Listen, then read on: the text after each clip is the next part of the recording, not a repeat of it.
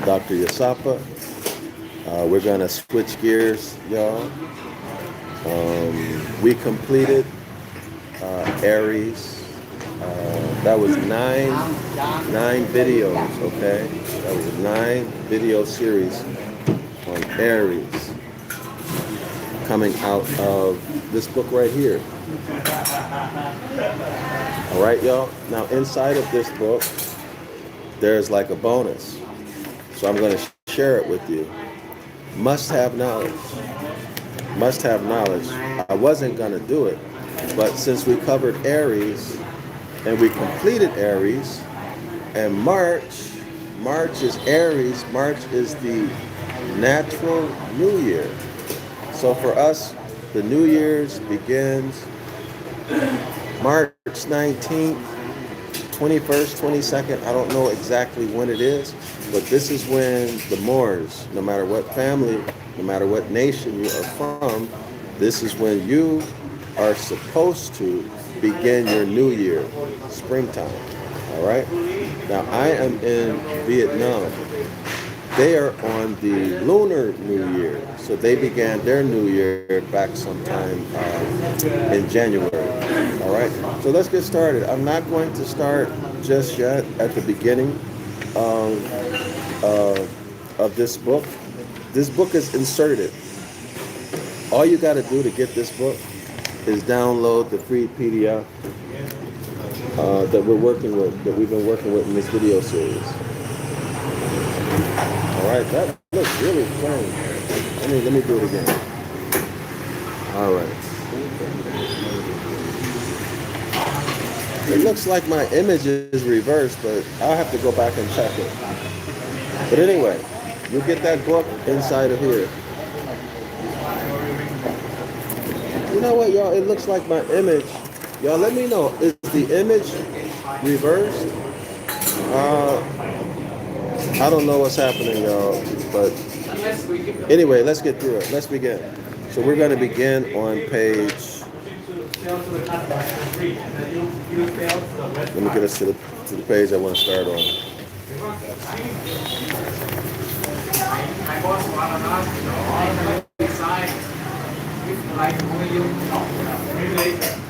After you need other customers. You can add the price in the website. And that's why why don't we skip like Hold on. All right, y'all, so let's begin. I got a message on my screen. So let's begin. This is page 33. Interestingly enough, right? 33 is a Masonic number. So they have Zodiac in the Bible on page 33. Now, is that a coincidence, y'all? I don't believe in coincidences. Cheers.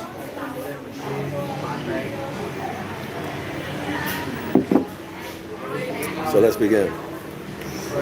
Despite its unfortunate contemporary association with bead curtains, crystal balls, and newspaper fortune telling, there is nothing inherently magical about the zodiac. All right, y'all?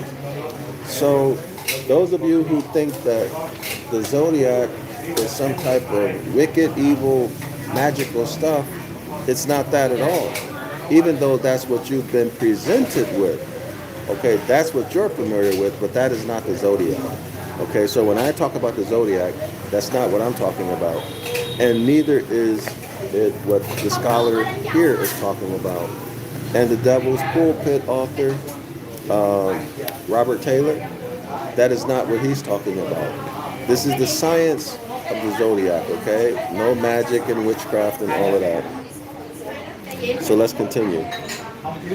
It is defined, or the zodiac is defined as a belt of the sky extending 8 or 9 degrees on either side of the ecliptic. The circle that the sun appears to trace in its yearly journey around the earth. The constellations of the zodiac are the groups of stars which provide a backdrop to this journey. Now, as I've discussed many times, when you go outside in the morning, when the sun comes up at about 5:30, 5:45, wherever you're at on the planet, look out over the horizon. Look out over the horizon. And to the east, you'll see a constellation. And that constellation tells you what zodiac sign it is, okay? So every spring on the vernal equinox, March 19th, 20, 21, maybe 22, when you go out on the spring equinox, that's the important key word, a phrase.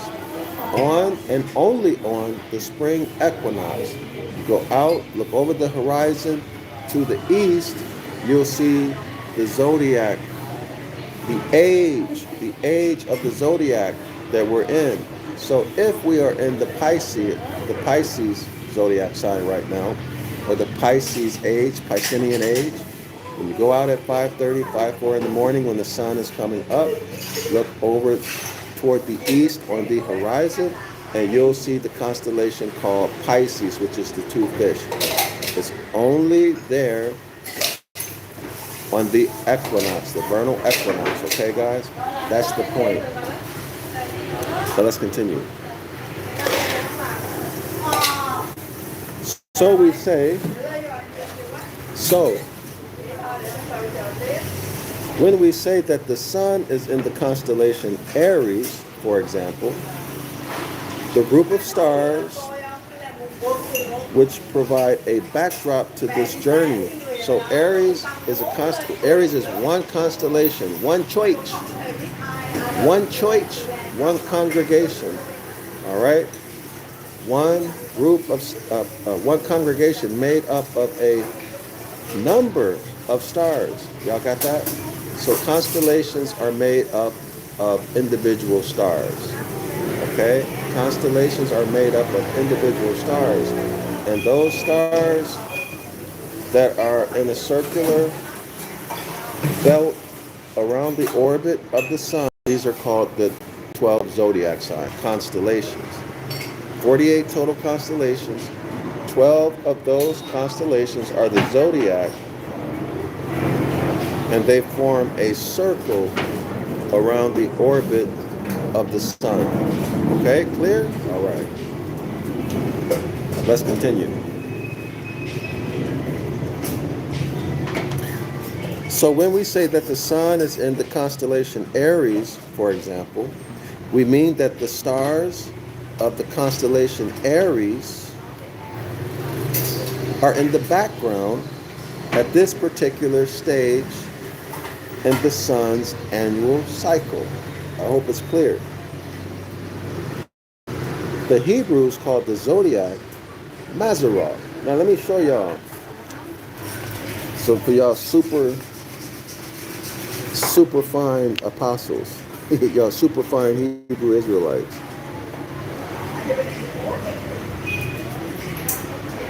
Okay, the zodiac in the Bible is called Mazzaroth. That should be the end of the discussion, right? That should really be the end of the discussion. But let's go further with it. The Hebrews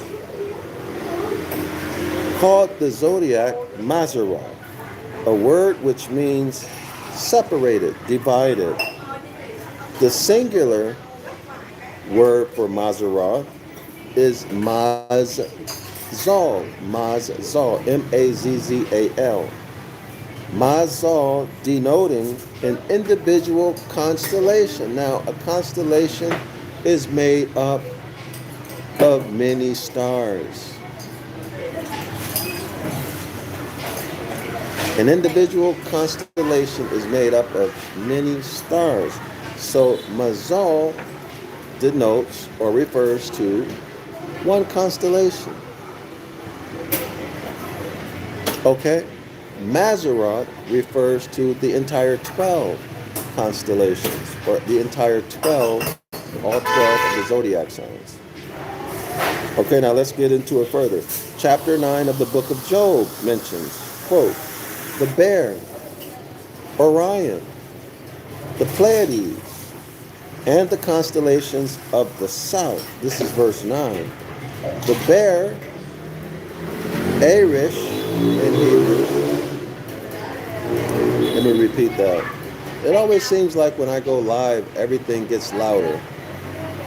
The bear, Arish in Hebrew, refers to the constellation Ursa Major. Orion is a very conspicuous non-zodiacal constellation, and the Pleiades is a beautiful group of stars in the constellation Taurus.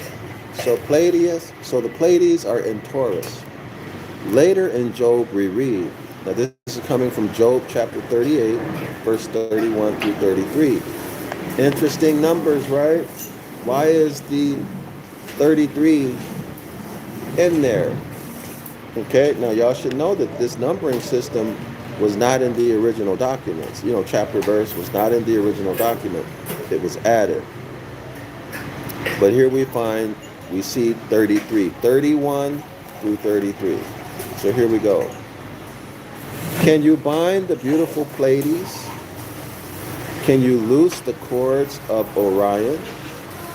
Can you bring forth the constellations? Now that's plural. Can you bring forth the Mazara, the constellations, in their seasons? So y'all got that?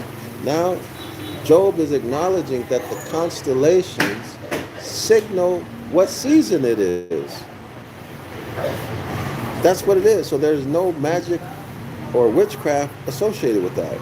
Or lead out the bear with its cubs. Okay, y'all? Do you know that the laws, let me repeat that. Do you know the laws of the heavens? So here again, reference to natural law, the laws of the heavens. Okay, the seasons, this is all natural law. No spookism, no witchcraft, just natural law. Can you set up the deity's dominion over the earth? It's quoting from Job 38, 31 through 33. All right, 31 through 33. Let's continue.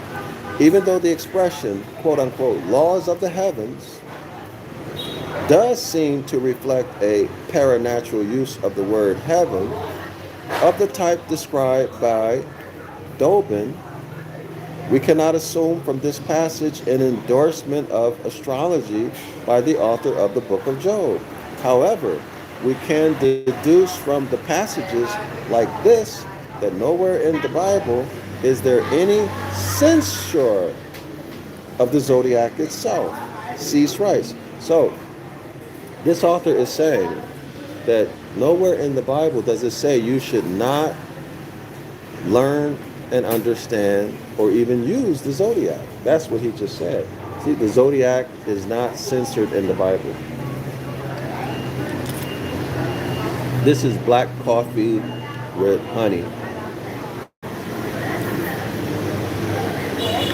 So y'all should know that coffee is an herb, right? So if you have a natural coffee bean, it is an herb. But once you put sugar in it, it really diminishes or reduces its nutritional value because sugar is toxic. White refined sugar is toxic. Mine has honey in it. Okay? So honey is natural. Honey is very, very good for you. And coffee and within a healthy range is also very good for you. Okay? So let's continue. Let me check the time. All right. Okay, so here we are. The wonder is that the Jewish prophets never once assailed the zodiac or spoke a word against the zodiac. Y'all hear that? You Christians and Hebrews? The prophets never spoke against the zodiac. Let's continue. Even when burdened with the messages of the wrath of the punishment of God upon heathenism and idolatry. All right? Had this system been nothing but an outgrowth of the wild imaginations of man, incorporated as it was with false religions then dominating all over the world, it is next to impossible to explain why it was not preeminently singled out. So why the prophets didn't single out the zodiac at the very top of the list, and it's not even on the list. Okay? All right? Why it is not even singled out for prophetic malediction. This is a quotation from Seiss on page 178. Now let's continue. This is Job chapter 26, verse 13. That the Hebrews regarded the zodiac as originating with God himself is implied in Job chapter 26, verse 13, which reads, by his breath the skies became fair, his hand pierced the gliding serpent. Okay, so now let's get into this and see what this means. Quote unquote, became fair is from the Hebrew. Now this is modern Hebrew, y'all. This is not Ibaryath, okay? So y'all remember, our language has been hijacked and replaced by biblical Hebrew and modern Hebrew. So the pronunciations of these words are not what our ancestors would have spoke. This is what I'm going to read is biblical Hebrew, the biblical Hebrew pronunciation, which follows, or which the modern Hebrew follows, okay? Our language is Ibaryath. So modern Hebrew, they use, and biblical Hebrew, they use a totally different set of pictographs. Pictographs are A, B, C, D, E, F, G, except for their images or pictures. Pictographs instead of letters, all right? But they're not ours. And they have their own grammar rules. Okay? And meanings that are associated with their grammar rules, with their vowel system. Okay? So let's continue. Became fair is from the Hebrew word, which is made up, y'all. Shifra, which means beautify, and the gliding serpent is either a reference to the zodiac itself, which is often depicted as a snake with its mouth. The zodiac is often depicted as a snake with its tail in its mouth. So that would be a belt, right? A circle, a snake with its tail in its mouth. This verse is an example of parallelism, a feature of Hebrew poetic style in which the second part of a verse repeats in modified form the sense of the first part of the verse. So basically that's saying the first verse is said and is followed by a second verse, which is a paraphrase. They're saying the same thing in the first verse, in the second. It's called paraphrasing. So the second verse is paraphrased, all right? But the meaning is the same. So why would they do that? Why? For emphasis. For emphasis. It's for emphasis. The implication then is that the spirit or breath of God has made the heavens beautiful by shaping the constellations themselves. Y'all got that? That God, and not the disordered human imagination, is the author of the zodiac. Okay, so there you are.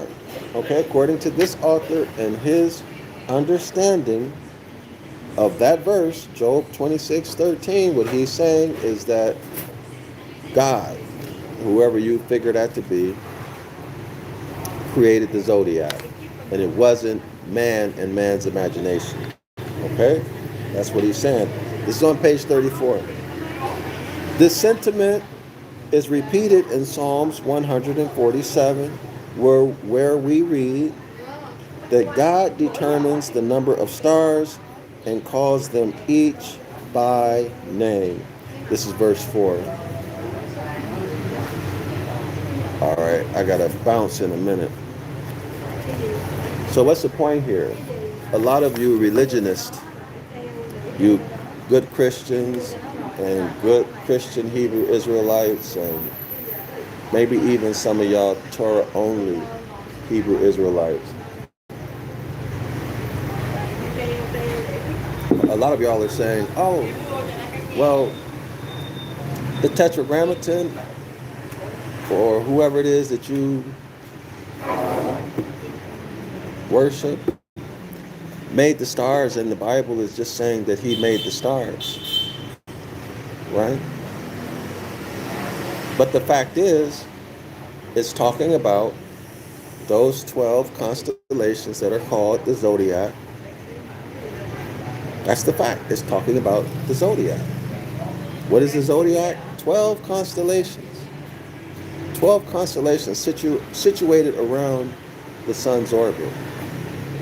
And it refers to them as the Mazarah and individually as the Mazal. So it is what it is.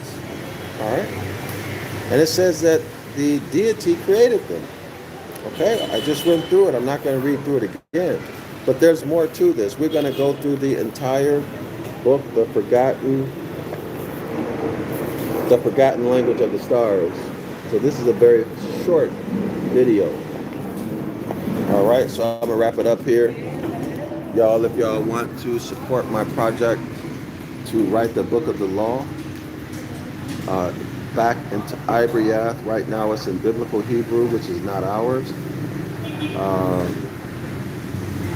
The pictographs are Biblical Hebrew, which is not ours. The grammar rules, Biblical Hebrew, and it's not ours. And the pronunciation of the words, none of it is ours. So if you want to support my project to write the book of the law back in Ibaryath so we can pronounce the words as they are, use our own pictographs, read it in Ibaryath, and then get the real meaning in English. The real meaning in English. That means all Jeremiah 8:8 occurrences, all lies, all deception, all mythology, I will remove it. But this is a big project, so it requires funding because I have to hire people to help me. I'm going to have to buy equipment, supplies, editors, the whole 9 yards. It's expensive to publish. So y'all get behind me, get beside me, or even get in front of me and send in your Federal Reserve notes so we can get this project going, okay? It's too big of a project for me to do by myself. From start to finish, it's too big, all right? So y'all support it. The link to my PayPal and my Cash App is in the description area of this video. You can also support by buying my books. I have links to seven books that I've written on ancient Ibaryath. There's a book called Animals in the Bible that I like very much. It's full color. Y'all can get that. It's only $10. If you got money problems, you can get that and support that way. But you got to remember, buy it on zionlawschool.org because if you buy it on Amazon, they take a lot of money. It's not even worth selling your books on Amazon. That's how much money they take. If you buy it on another website, they're going to take their money and Amazon is going to take their money, and then I'll be left with the few coins that are left over. So buy it on zionlawschool.org. You can also subscribe to the 101 Ancient Ibaryath course that I teach. You can also enroll in the 506, the Curses course, where we cover Deuteronomy chapter 28, verse 15 through 29. In fact, if you want to learn about the process of translating the Bible, the Hebrew scriptures, and what I'm going to use when I translate the book of the law back into Ibaryath and then into English, if you want to know what that's about, experience it, see it with your own eyes, come to our class on Saturdays, 10 a.m. Eastern Standard Time, and you'll get to see it for yourself, okay? Everybody is invited. So show support. I'm DrYasapa. I got to run. I'll come back. The next video will be better. It's just that I wanted to come and do this, but I have to go. I have an appointment. But I'll do it again this evening. Islam to all the Moors in Shalom.